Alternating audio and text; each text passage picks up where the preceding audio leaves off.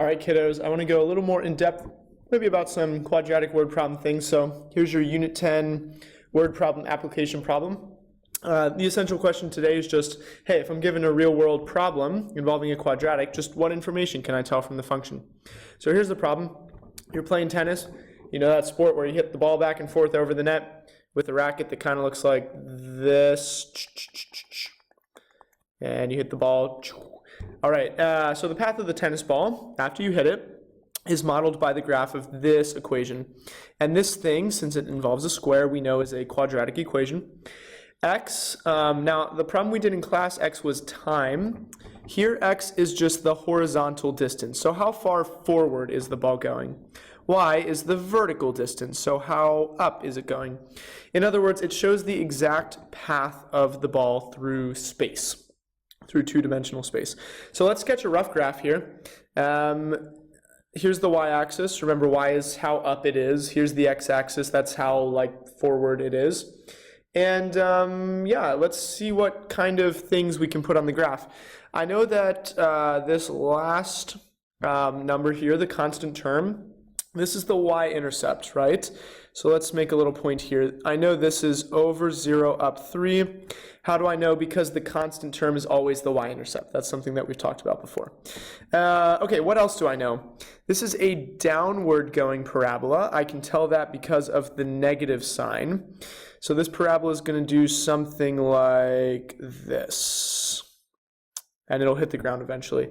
Now, where it hits the ground is significant, of course, and also the highest point is going to be significant for us, and we'll be able to fill those things in our graph when we find them. So let's look at the next little bullet point.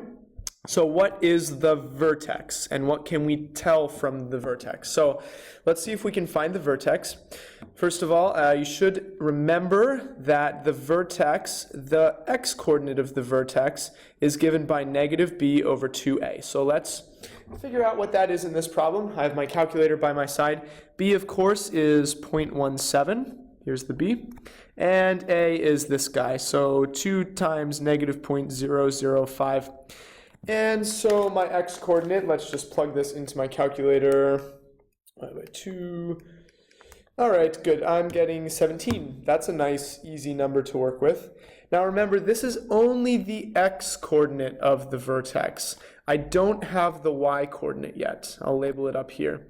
Here's the x-coordinate, and I don't yet have the y-coordinate. Some people are confused about how to find the y-coordinate. You shouldn't be. We know how to use the calculator to get the table.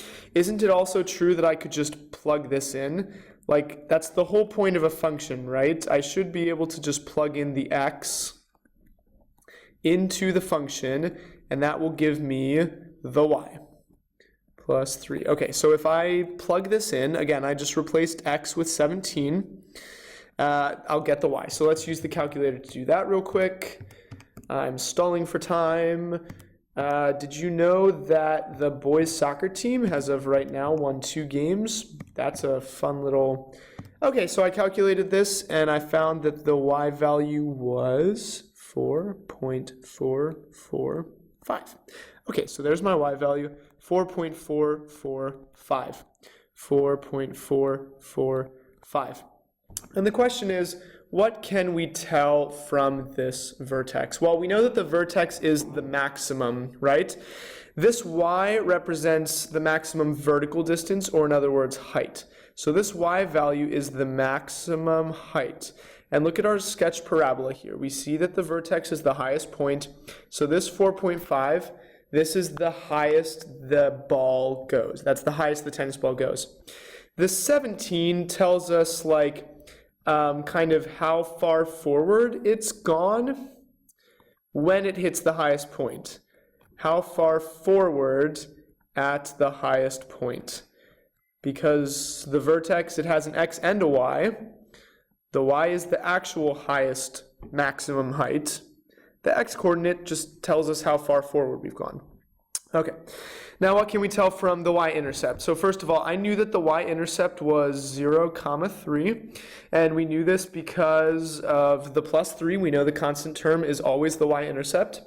What can we tell from the y-intercept? Well, isn't this exactly where you hit the ball. In other words, it's like the initial height, or it's where you hit the ball. You have just hit the ball, is what we'll say.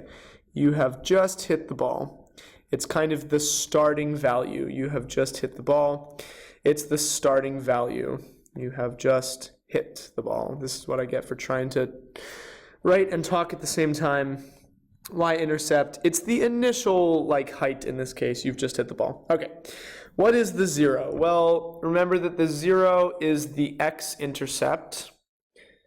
And right now, I don't know what the x-intercept is. I know it's over here somewhere, but what actually is it? Well, I know that the x-intercept has a y-coordinate of 0. So that means in order to solve for this x-intercept, I can plug 0 into the function for y and solve for x.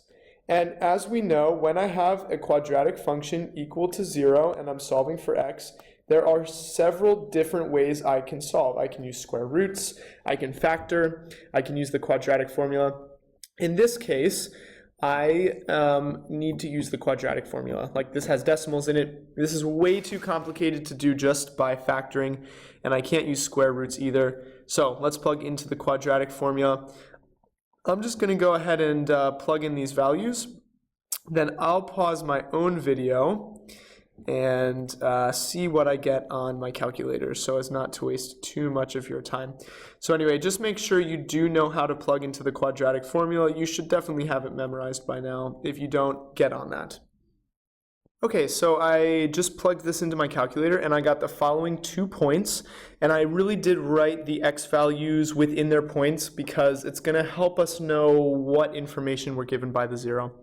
So first of all, one of these answers definitely doesn't make sense. Let's look at our graph. Our ball is going forward. In other words, the x is becoming more and more positive.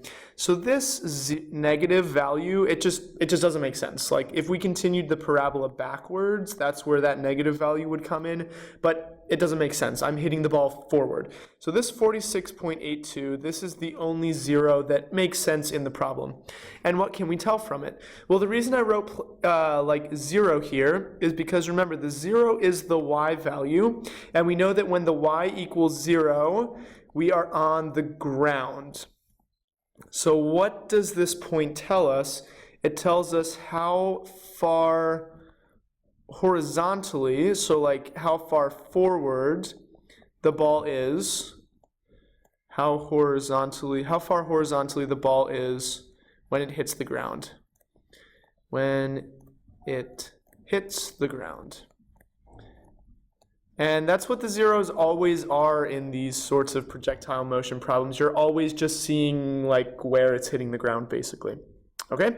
All right, one last problem. When the ball has gone 30 feet forward, how high is it? So 30 feet forward, they're telling me that x equals 30, and they're asking, well, how high is it at that point? What's the y value here? Again, since I have an x, all I have to do is plug into my function. Remember, that's the whole point of having an x. That's the whole point of having a function, is that you can plug in an x and get out a y.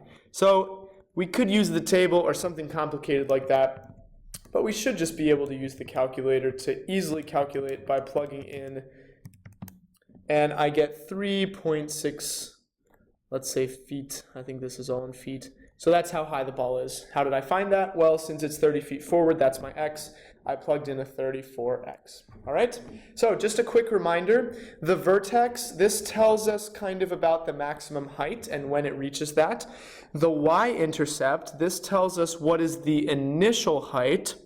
The 0, this tells me when I'm at the ground, and then we can find any other point simply by plugging in. It will give us the height that I'm at that point. Thank you for watching. See you Tuesday. Enjoy your long weekend, or since many of you are probably hurriedly watching this right before class, welcome back to school.